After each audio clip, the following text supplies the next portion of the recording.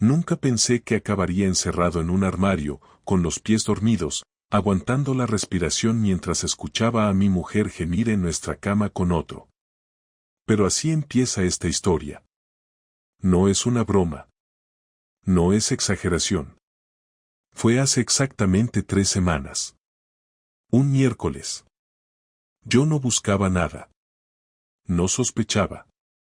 Ni siquiera había discutido con Laura ese día.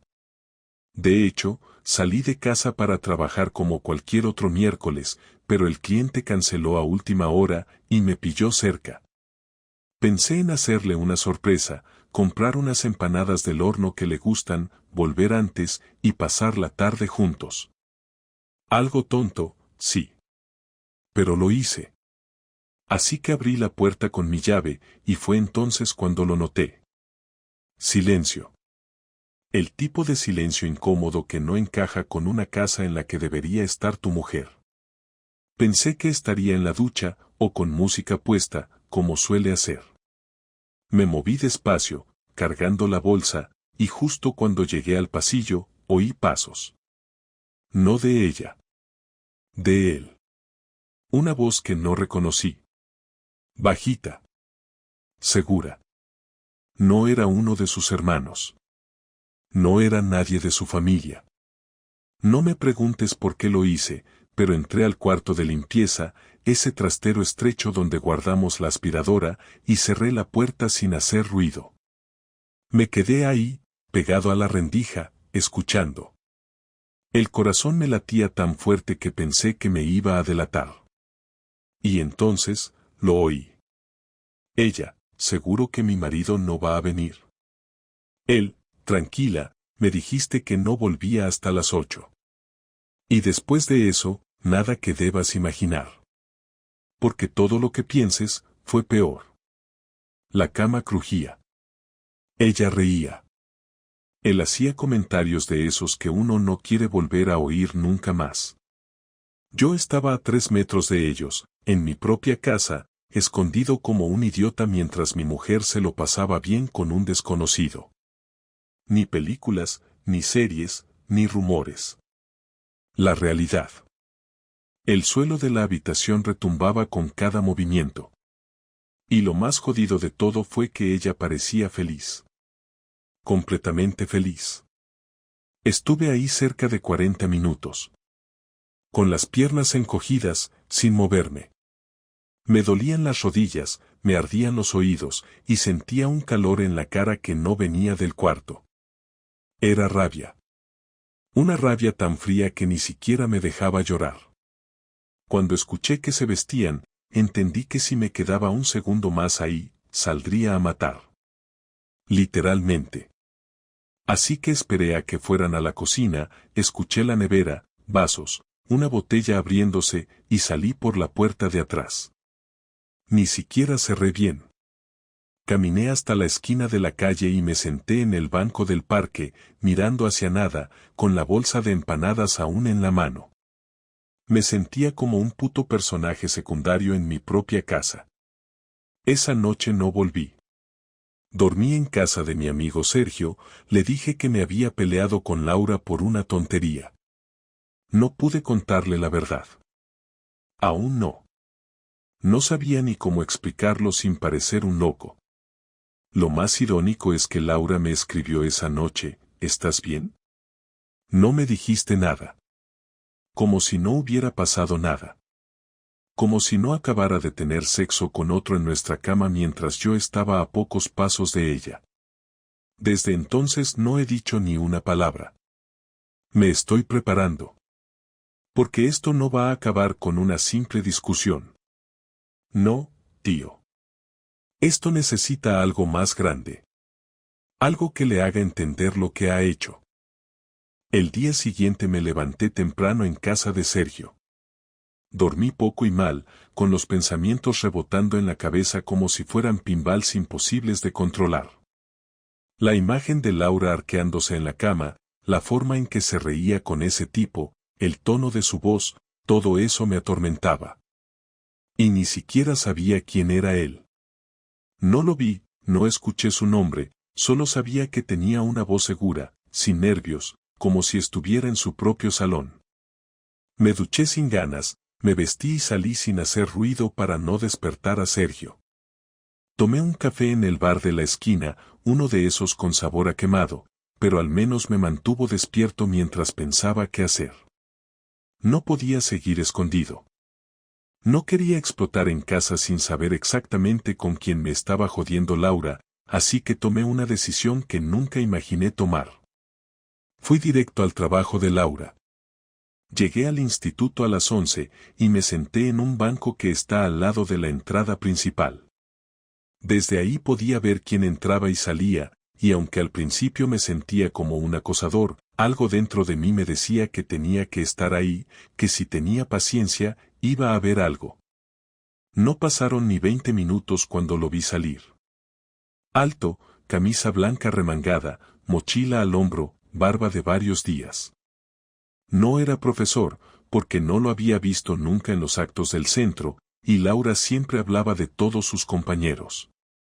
El tipo salió caminando tranquilo, con esa actitud de alguien que no tiene prisa ni culpa. Lo seguí a pie durante unas 4 calles, sin que se diera cuenta. Lo vi entrar en un local de coworking, un sitio moderno con cristalera y ordenadores por todas partes. Saqué una foto de la fachada con mi móvil, y luego una del cartel con el nombre del sitio. Volví a casa como si llevara piedras colgando del cuello. Laura no estaba. Aún no había llegado del instituto. Me senté en el salón y empecé a buscar información del sitio donde entró el tipo. Encontré la página web, luego la lista de profesionales que trabajaban allí. Al final, después de dar vueltas y revisar redes sociales, lo encontré. Se llamaba Pablo Costa. Diseñador gráfico freelance. 40 años, separado, sin hijos. En sus fotos siempre salía en conciertos, en la playa, en terrazas con amigos. Era de esos que se hacen los interesantes sin decir nada. Cuando encontré una foto donde salía con una camiseta que había visto colgada en nuestra silla de lavadero hacía un mes, se me revolvió el estómago. No era una coincidencia. Ese cabrón había estado en mi casa más de una vez, probablemente más de lo que yo podía imaginar. Pasé el resto del día callado, fingiendo que todo iba bien. Cuando Laura llegó a casa, me saludó como si no hubiera pasado nada. Me preguntó si quería cenar algo especial, y yo asentí con la cabeza, sin mirarla mucho. Noté que intentaba actuar más cariñosa de lo habitual, se me acercaba más, me tocaba el brazo, y eso me confirmaba que sospechaba algo. Ella sabía que algo había cambiado en mí, pero no podía imaginar que yo ya sabía la verdad. No dije nada. No esa noche. Fui a dormir con ella, y por primera vez en muchos días, no sentí ni rencor ni tristeza. Sentí estrategia. Necesitaba ver hasta dónde estaba dispuesta a mentirme. Los 2 días siguientes seguí igual. Silencioso. Observador. Dejé que se sintiera cómoda. Que pensara que todo volvía a la normalidad. Me aseguré de estar fuera de casa cuando ella solía tener reuniones del centro o correcciones en casa de su compañera Sonia. Empecé a seguirla. La primera vez fue el viernes. Dijo que iba a una cena con compañeros. Se vistió como si fuera a una cita, ropa ajustada, labios rojos, perfume fuerte. Me fui antes de que ella saliera, le dije que iba a ver el partido con Dani, pero en realidad me metí en el coche y la esperé en la esquina de la calle. La seguí con las luces apagadas, a una distancia prudente. No fue a ninguna cena del instituto. Fue directa al mismo coworking donde había visto a Pablo. A esa hora ya estaba cerrado, pero él la esperaba fuera. Se abrazaron. Se besaron. Entraron juntos por la puerta lateral. No tardaron ni 5 minutos. Yo me quedé fuera, en el coche, viendo la puerta cerrarse, y ahí entendí que el tipo no solo era su amante, era su segundo hogar. Esperé 1 hora, y cuando salieron, no hicieron el teatro de la discreción. Rieron, se besaron otra vez y se subieron al coche de él. No lo seguí más. No quería verlos follando en otro sitio. Ya era suficiente. Volví a casa antes que ellos. Me acosté. Me hice el dormido. Laura volvió pasadas las 2 de la mañana, se metió en la ducha directamente. Entró a la cama con el pelo húmedo y un olor a colonia masculina que ni se molestó en disimular. Me abrazó. La dejé. Y ahí supe que todo lo que venía después iba a ser mío. El control era mío. Ella no tenía ni idea de que el juego ya había empezado, y que esta vez no era yo el que iba a perder. Al día siguiente fui a ver a un abogado. Le conté todo menos los detalles sexuales. Me dijo que si podía demostrar infidelidad, tendría margen para proteger mis bienes y evitar compensaciones. Me pidió pruebas. Así que me compré una cámara espía. La instalé en el marco del espejo del salón, justo frente al sofá donde se habían sentado tantas veces. Activación por movimiento. Tarjeta SD. Discreta.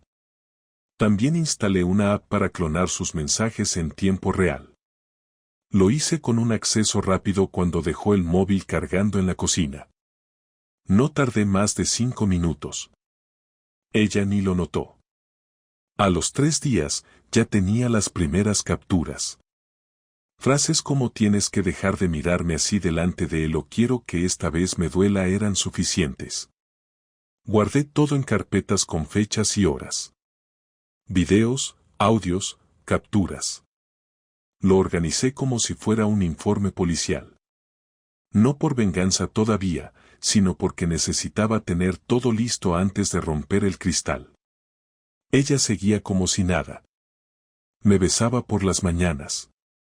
Me dejaba notas en la nevera. Me pedía que le ayudara con su ordenador. Y yo lo hacía todo, en silencio, sin mirarla más de lo necesario. Mientras tanto, organizaba mi plan. Ya no quería una simple separación. Quería que no pudiera mirar a nadie a los ojos sin sentir la vergüenza de haber traicionado de la forma más sucia. Fui a hablar con su jefe en el instituto. Le dije que estaba organizando una fiesta sorpresa por nuestro aniversario y que quería hacer algo con su grupo de amigos del trabajo. Me dio una lista de contactos. Entre ellos, Sonia, la amiga que tantas veces la había albergado. La llamé. Me hice el tonto. Le pregunté si Laura iba a ir a su casa el viernes como dijo. Sonia se quedó en silencio unos segundos y luego soltó, ¿este viernes también? No tenía ni idea. Esa fue la confirmación definitiva. Ni siquiera había tenido el mínimo cuidado de mantener sus mentiras coherentes. Me fui de ahí sabiendo que ya no necesitaba dudar más. Lo sabía todo. Y ahora que lo sabía, iba a hacérselo pagar como se merece. Pasé todo el fin de semana con la cabeza ocupada en cómo hacerlo. No podía simplemente decirle sé lo que haces, porque ella lo negaría todo, me haría quedar como un paranoico o un celoso sin motivo, y su voz suave y su aire de víctima convencerían a cualquiera de que era yo el que tenía un problema. No, tenía que atraparla de una forma que no dejara huecos, sin posibilidad de escapatoria, sin margen para justificar nada. El plan empezó el lunes. Me levanté como siempre, desayunamos juntos, hablamos de cosas normales, como si no supiera nada. Cuando se fue al trabajo, esperé 15 minutos y salí detrás. Llegué al instituto justo a la hora en la que sabía que ella salía a por un café. La vi en la puerta con 2 compañeras, riendo, con esa sonrisa que ya no usaba conmigo. Las observé de lejos, no me vio. No me interesaba seguirla más, solo necesitaba reconfirmar lo que ya tenía, asegurarme de que esa tarde haría lo de siempre. A las 7, como un reloj, se arregló un poco más de lo normal, perfume, pintalabios, ropa cómoda pero pensada. Me dijo que iría a casa de Sonia a corregir exámenes, que no me esperara despierto. Le sonreí y le dije que aprovecharía para ver una película. Cuando cerró la puerta, supe que ese sería el último día que me mentiría sin consecuencias. Esperé media hora y fui al coche. Conduje hasta el coworking, el mismo de siempre. Dejé el coche en la esquina y vi el de él aparcado justo enfrente. Las luces del interior estaban encendidas y la persiana medio bajada. Me bajé del coche, crucé la calle y toqué la puerta de cristal con los nudillos, con calma.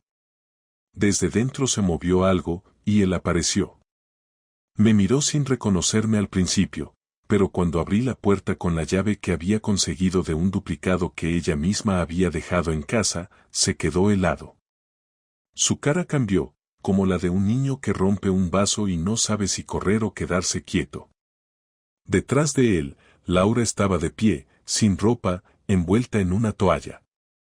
Tardó unos segundos en reaccionar, lo suficiente para que se notara el pánico. ¿Qué haces aquí?, me dijo, con la voz entre temblorosa y desafiante. Vengo a saludarte, Laura.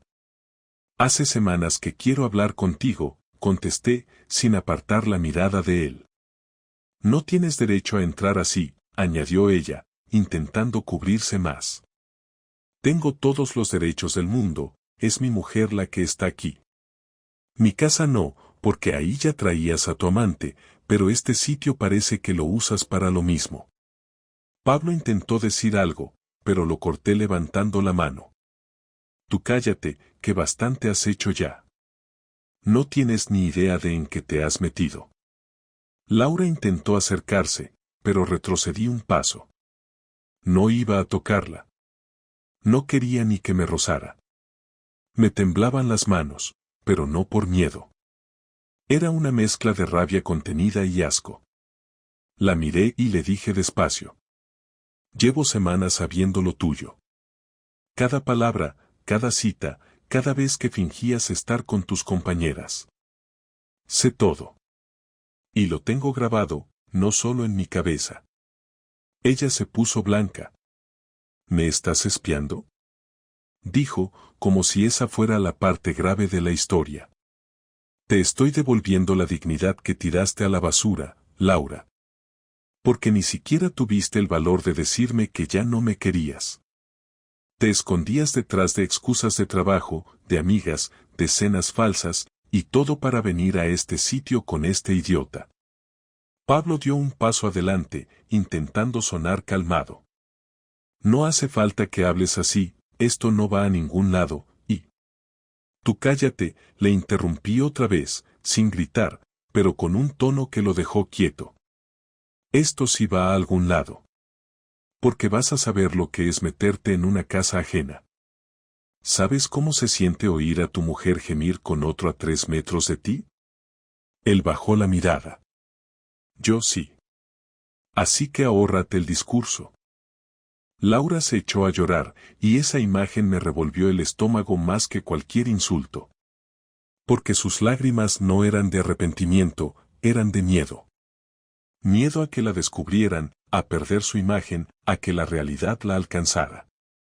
Se tapó la cara con las manos y me dijo entre sollozos que no sabía cómo había llegado a eso, que no era lo que pensaba, que todo había empezado con una tontería.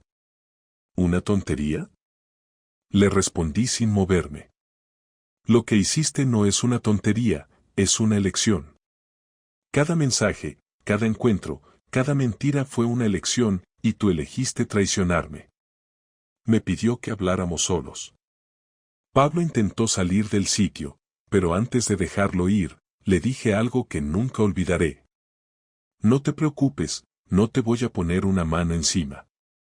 Pero quiero que sepas que tu nombre ya está en todas partes. Y no porque vaya a hacerte nada, sino porque cuando la gente sepa quién eres, vas a entender que jugar con lo ajeno tiene precio. Cuando salió, el silencio entre Laura y yo fue pesado. Se quedó quieta, sin mirarme, envuelta aún en la toalla. Yo me senté en una de las sillas, la miré y le dije. Te voy a hacer una sola pregunta, y quiero la verdad, aunque ya la sepa. ¿Por qué? Se tomó unos segundos. Me miró y dijo. Porque me sentía vacía. No era por él, era por mí. Me sentía apagada, invisible, y con él volví a sentirme viva. Lo dijo sin emoción, sin dramatismo, con una frialdad que me desarmó. Me quedé mirándola, intentando entender si eso era una confesión o una excusa. ¿Y yo? Le pregunté. ¿Qué se supone que debía hacer yo mientras tú te sentías viva? ¿Aplaudirte? No, claro que no. Pero tampoco te dabas cuenta de mí. Era como si viviéramos juntos pero en paralelo. Yo intenté hablar contigo muchas veces.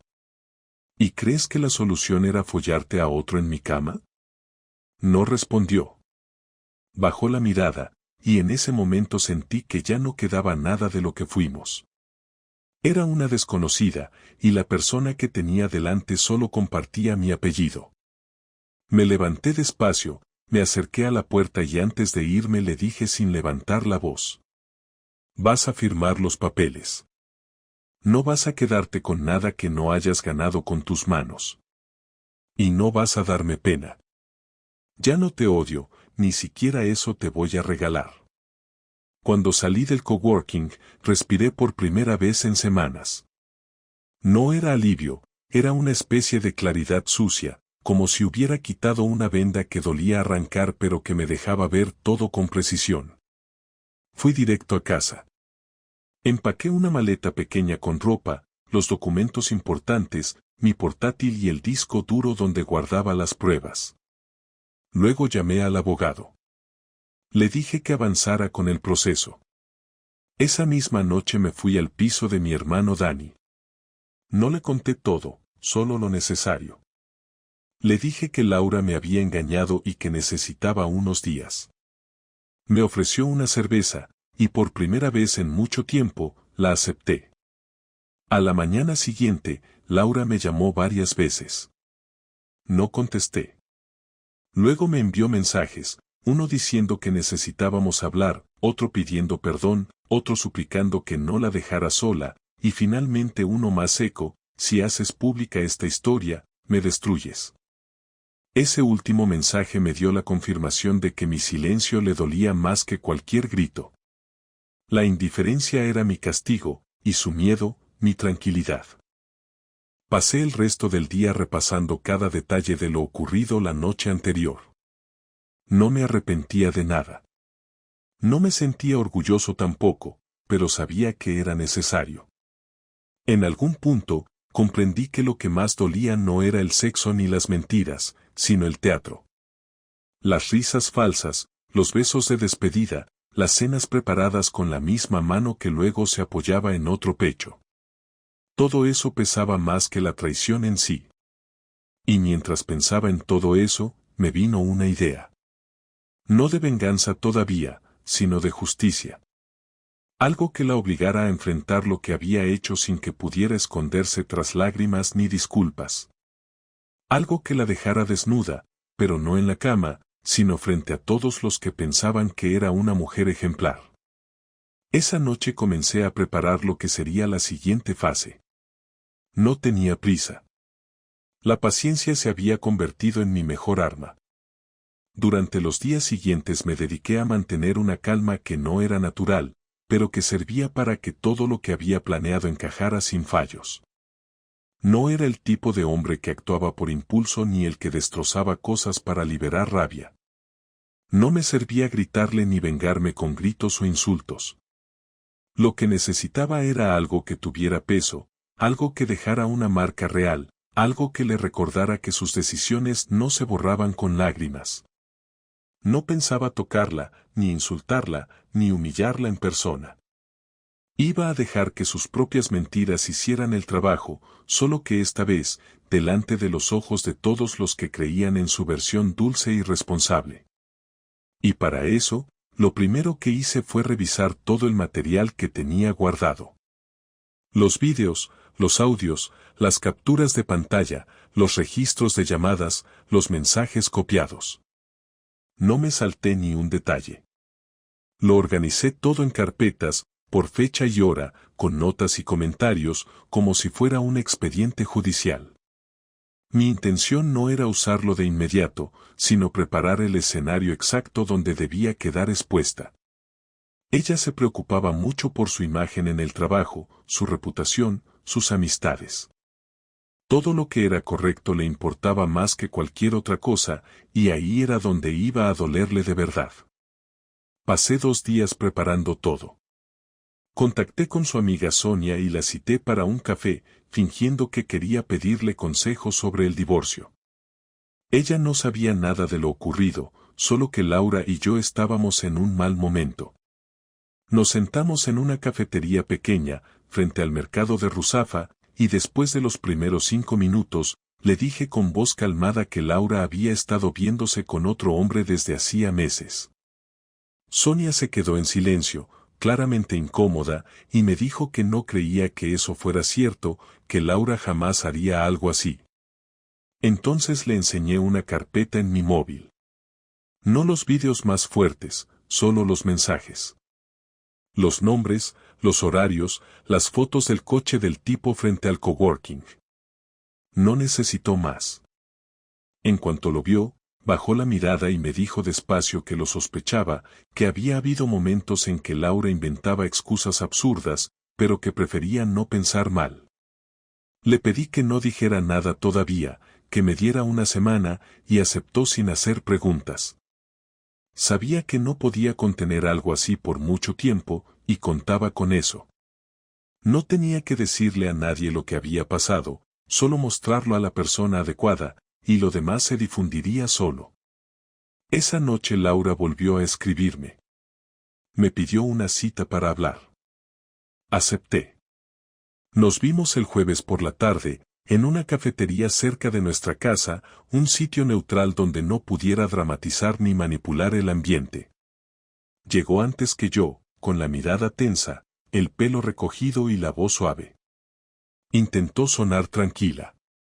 No puedo dormir desde aquel día, dijo, mientras jugaba con la taza. Sé que no tengo derecho a pedirte nada, pero no quiero que esto acabe así. Ya acabó, Laura, le respondí sin levantar la voz. Solo no lo has asumido todavía. No quiero que lo sepa nadie, por favor. No me hagas eso. He hecho algo horrible, lo sé, pero no merezco perderlo todo. ¿Y qué crees que merezco yo? Le pregunté mirándola fijamente. No te voy a golpear, no voy a destruirte físicamente, pero no esperes que te proteja. Si lo que hiciste sale a la luz, será porque la verdad no necesita que nadie la esconda. No dijo nada más. Bajó la mirada y se quedó en silencio. Pagó el café, se levantó y se fue sin mirarme. La observé alejarse con paso rápido. No sentí pena ni rabia. Era como ver a alguien desconocido. Esa misma tarde envié una copia digital de todo el material al abogado. Le pedí que lo guardara bajo mi nombre y que, si yo lo solicitaba, lo remitiera al tribunal junto con la demanda de divorcio. También imprimí copias de los mensajes más explícitos y las guardé en sobres con el nombre de cada destinatario, su madre, su padre, su hermana y el director del instituto. No pensaba mandarlos aún, solo tenerlos listos. Mientras tanto, la historia ya empezaba a moverse sola. Sonia, incapaz de contener el peso, se lo contó a otra compañera, y en menos de 48 horas ya varios del instituto sabían que Laura estaba envuelta con un hombre que no era su marido. Nadie la enfrentó directamente, pero las miradas y los murmullos hicieron el resto. A mí no me interesaba saber los detalles. Solo me bastaba con imaginarla entrando al aula y notando el cambio en el ambiente, la distancia, la falta de sonrisas. El viernes recibí su primer mensaje de rabia. ¿Fuiste tú el que se lo dijo a Sonia, eres tan miserable como para difundir esto? Lo leí y no respondí. 2 horas después, otro mensaje, por favor, para. No puedo con esto. Me estás destruyendo. Tampoco contesté. Esa noche, cuando llegué al piso de mi hermano, apagué el móvil y dormí mejor que en semanas. A la mañana siguiente, me levanté y fui a recoger mis cosas del piso. Ella no estaba. Había salido temprano, según el portero. Entré con mis llaves, recogí la ropa, los documentos y algunas fotografías que no quería dejar atrás. Antes de irme, dejé un sobre la mesa. Dentro, la copia del acta de divorcio y una carta con una sola frase: esto es consecuencia, no venganza. No necesitaba decirle más. Sabía que entendería cada palabra. A las 3 de la tarde, mientras almorzaba con Dani, me llegó un mensaje de un número desconocido. Era de Pablo. No sé qué te ha contado ella, pero no quiero problemas. Esto se acabó. Le contesté con una sola frase: ya los tienes.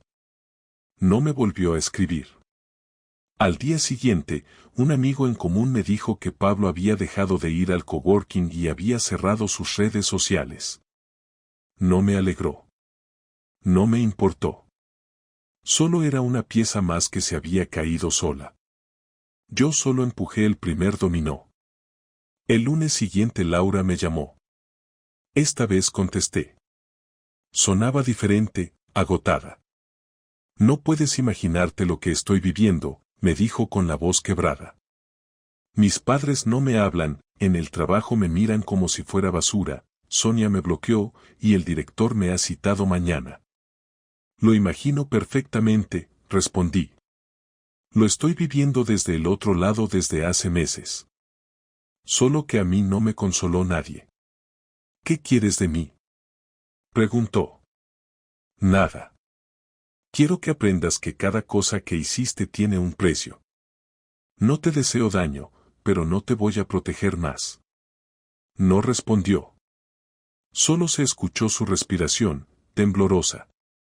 Antes de colgar, le dije. No soy tu enemigo, Laura. Tú misma te convertiste en el tuyo. Los días siguientes no volví a tener noticias suyas. Un colega del abogado me avisó de que había firmado la notificación de divorcio sin poner ninguna objeción. No pidió dinero ni bienes. Solo quería terminar rápido. Eso, en cierto modo, me sorprendió. Pensé que pelearía por todo, pero tal vez entendió que no le quedaba margen. Lo que no sabía era que mi venganza aún no había terminado.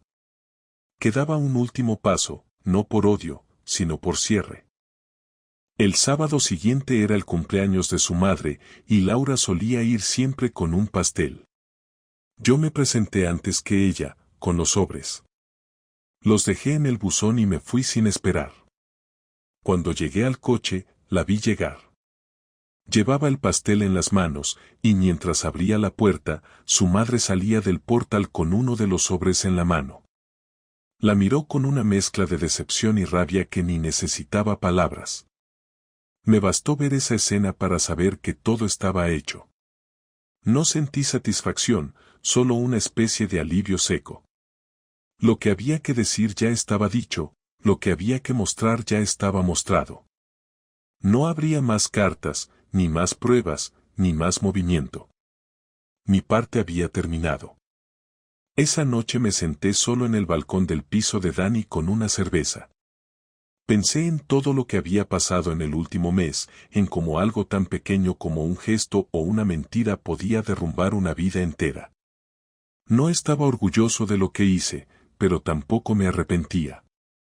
No fue una venganza de película, ni un arrebato. Fue simplemente equilibrio. Ella eligió mentir, yo elegí exponer la mentira. No hubo excesos, solo consecuencia. Lo único que me quedaba era decidir qué hacer con el resto de mi vida, y para eso necesitaba cerrar el capítulo con una conversación final, algo que dejara claro que, aunque el daño estaba hecho, al menos quedaba espacio para terminar en calma. Pasaron 5 días desde que entregué los sobres. No recibí ni una llamada, ni un mensaje, ni un correo. Nada. Lo que me parecía curioso no era el silencio, sino lo rápido que ella había desaparecido del radar. Laura, que siempre tenía algo que decir, que defendía su versión de todo, ahora había optado por borrarse, como si no supiera cómo enfrentar lo que había provocado. Mi abogado me confirmó que los papeles del divorcio ya estaban en manos del juzgado y que ella había renunciado a cualquier tipo de compensación económica. Ninguna petición de bienes, ninguna reclamación, ninguna cláusula extra. Todo firmado sin una sola corrección. Eso, en lugar de tranquilizarme, me dejó incómodo, como si la historia estuviera cerrándose sola, sin el punto final que necesitaba. No para arreglar nada, porque ya no había nada que arreglar, sino porque necesitaba escucharla por última vez. No la versión fingida, no los llantos para manipular, no las excusas, sino una conversación real, cara a cara, sin adornos, sin mentiras, sin rodeos. Le envié un mensaje claro, sin tono ni emociones: mañana, 18, en el Parque Central, en el banco junto a la estatua del niño. Solo quiero hablar. Tardó 4 horas en responder. Solo dijo vale. No agregó nada más. El día siguiente amaneció nublado, como si el clima hubiera entendido que ese encuentro no era para reconciliaciones, ni para frases amables, ni para buscar segundas oportunidades.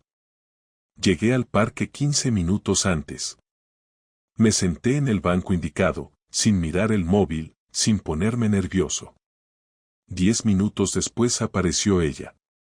Iba vestida de forma sencilla, sin maquillaje, con el pelo recogido. Caminaba despacio, como si cada paso pesara. Se sentó a 1 metro de distancia, con los brazos cruzados, sin mirarme directamente. No sabía si vendrías, le dije, sin levantar la voz. Tenía miedo, respondió, mirando al suelo.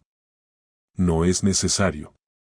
Ya no hay nada que pueda hacerte más daño que el que te hiciste tú sola. Lo sé. Por eso vine.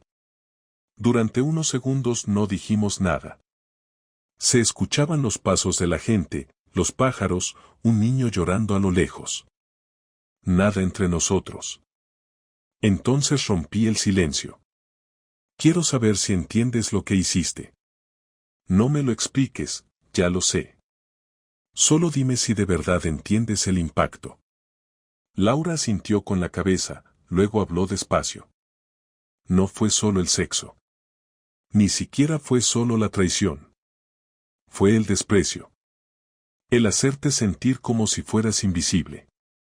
El mentirte con normalidad. El besarte por la mañana sabiendo que por la tarde estaba con otro.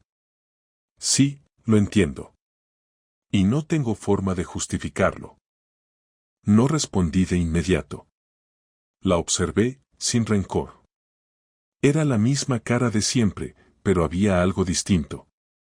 No era arrepentimiento forzado, era una mezcla de derrota y verdad. ¿Por qué no paraste? Le pregunté. Tuviste decenas de oportunidades de frenarlo. De decirme la verdad. De evitar que llegara a esto. Porque no sabía cómo salir, dijo, con voz baja. Me metí en algo que al principio parecía solo una distracción, algo inofensivo. Pero cuando me di cuenta de lo que había hecho, ya no sabía cómo enfrentarlo. Y cada día era más fácil mentirte que explicártelo. Levanté la vista al cielo por un segundo, luego volví a mirarla. ¿Estuviste enamorada de él? No. Fue deseo. Ego. Tonta excitación de sentirme deseada por otro. Me hizo sentir especial cuando tú ya no me mirabas igual. Esa frase me dolió más de lo que esperaba, pero no por lo que decía, sino porque en parte tenía razón. Yo también me había apagado. Me había encerrado en la rutina, en el trabajo, en el día a día, y había dejado de verla como lo hacía al principio. Pero una cosa es que el amor se enfríe y otra es salir a buscar calor en otra cama sin hablarlo antes. No eres la única que se sintió invisible, le dije. Pero yo no busqué consuelo en nadie más. Aguanté, me callé, intenté arreglarlo sin saber que ya lo habías decidido todo por los dos. Laura respiró hondo. Se notaba que aguantaba las lágrimas, pero no lloraba. ¿Por qué hiciste todo lo que hiciste después? Lo de los mensajes, los sobres, contárselo a todos. Porque necesitaba que la mentira dejara de tener espacio. Necesitaba que cada persona que pensó que tú eras la víctima viera la verdad. No fue por odio. Fue por justicia. Hubo una pausa. Laura bajó la cabeza y dijo algo que no esperaba. Te lo merecías. Merecías que supieran que no hiciste nada malo. Que fuiste el único que siguió creyendo en nosotros mientras yo destrozaba lo que teníamos. Me quedé mirándola unos segundos más. No sabía si esas palabras eran sinceras o si eran parte de un guión para calmar su culpa. Pero en ese momento no me importaba. ¿Estás bien ahora? Pregunté. No, y no espero estarlo pronto. Perdí el respeto de mi familia, la confianza de mis amigos, mi imagen en el trabajo. Pero sobre todo perdí la única persona que me conocía de verdad. Me levanté del banco. Ella no se movió. La miré por última vez. Tienes lo que necesitas para rehacer tu vida. Pero no esperes que yo esté cerca para verte hacerlo. Lo que fui contigo ya no existe. Lo que soy ahora no te debe nada. Ella asintió sin mirarme. Me alejé caminando, sin prisa. No sentí alivio, ni satisfacción, ni victoria. Solo una sensación de cierre. Como si por fin pudiera decir que esa parte de mi vida se había acabado. Sin promesas, sin dramatismo, sin redención. Solo aceptación. Esa noche no hablé con nadie del encuentro. No quise contar detalles ni resumir lo que pasó. No porque me afectara, sino porque ya no necesitaba validación externa. No necesitaba que me dijeran que hice bien, ni que me preguntaran si me sentía mejor. No era una historia para compartir. Era el final de una historia que ya no me pertenecía. Al día siguiente volví al trabajo, volví a mi rutina, volví a mí. Dejé de revisar su perfil, dejé de leer los mensajes viejos, dejé de pensar en lo que pudo ser. No porque me obligara, sino porque ya no me salía. Lo único que me importaba ahora era lo que venía. No tenía claro qué quería hacer con mi vida, pero sí sabía con certeza lo que no iba a volver a permitir. Y esa certeza era suficiente por ahora. Después de aquella última conversación en el parque no volví a ver a Laura. No fue algo que planeé, ni una decisión calculada, simplemente no coincidimos más, no hubo llamadas, no hubo mensajes, no hubo necesidad. El abogado me notificó que el divorcio se hizo efectivo una semana después. Fue rápido, limpio, sin apelaciones, sin exigencias. Me quedé con el piso, con el coche y con la cuenta conjunta que ella ni siquiera intentó tocar. Supongo que, en el fondo, entendió que cualquier intento de aferrarse a algo habría sido ridículo, y que no tenía derecho a reclamar nada. Volver al piso fue raro al principio, no porque echara de menos a Laura, sino por el silencio. Todo estaba en su sitio, pero ya no olía a perfume, ya no había ropa tendida, ni las tonterías que ella dejaba por la casa, ni sus zapatillas en el pasillo. Lo que antes era rutina ahora parecía decorado de museo. Me llevó 2 días reorganizar todo, limpiar lo que quedaba de su presencia, cambiar las sábanas, sacar sus cosas del armario y meterlas en cajas. No las tiré, no porque quisiera guardarlas, sino porque no quería dejar rastros de drama. Las dejé en el trastero, en una esquina, sin etiquetar. Los primeros días dormí poco, no por tristeza, sino por la tensión acumulada. Me despertaba cada 2 o 3 horas, como si el cuerpo aún estuviera en modo alerta. La mente me recordaba escenas que prefería olvidar, las conversaciones fingidas, los horarios sospechosos, los mensajes guardados, las veces que ella llegaba con olor a otro y yo fingía no notarlo. Pero con el paso de los días eso fue perdiendo fuerza. Dejé de pensar en los detalles, dejé de buscar errores en el pasado, y empecé a vivir de nuevo sin que su sombra estuviera presente en cada gesto. Volví al gimnasio después de meses. No por despecho, no por cambiar mi imagen, sino porque necesitaba recuperar el control de mi cuerpo, sentir que tenía un espacio propio donde nada de lo que pasó me alcanzara. Salía a correr por las mañanas, trabajaba con más concentración, incluso empecé a aceptar invitaciones de amigos que antes rechazaba por quedarme en casa con Laura. Me di cuenta de que había muchas cosas que había dejado de hacer por mantener una relación que ya estaba rota mucho antes de que yo lo supiera. Empecé a recuperar mi vida, no como era antes de ella, sino como quería que fuera después de todo. Un sábado por la mañana, mientras tomaba café en un bar del centro, Sonia apareció. Me vio desde lejos y se acercó. No me saludaba desde que estalló todo. Se sentó sin pedir permiso, con cara seria. He hablado con Laura, dijo sin rodeos. Está hecha mierda. No me sorprende, contesté sin apartar la vista del café. No te lo digo para que la perdones, sé que eso no va a pasar, pero creo que deberías saber que está recibiendo ayuda. Ha empezado terapia, está sola, no ve a Pablo desde hace semanas.